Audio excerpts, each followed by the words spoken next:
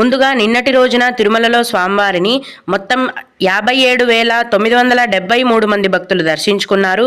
అందులో స్వామివారికి మొత్తం 21,722 మంది భక్తులు తలనీలాలను సమర్పించారు.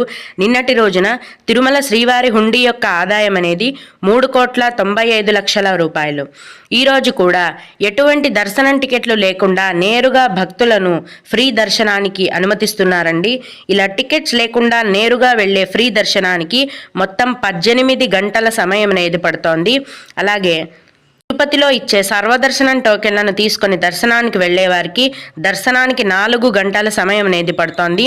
మరియు 300 రూపాయల దర్శనం వారికి, 500 రూపాయల దర్శన టికెట్ ఉన్న వారికి దర్శనానికి 3 గంటల సమయం అనేది పడుతోంది. టికెట్లు లేని ఫ్రీ దర్శనానికి 18 గంటల సమయం పడుతోందండి. కాబట్టి ప్రస్తుతం తిరుమలలో భక్తుల యొక్క రద్దీ అనేది ఎక్కువగా ఉంది అని మనం అర్థం చేసుకోవాలి.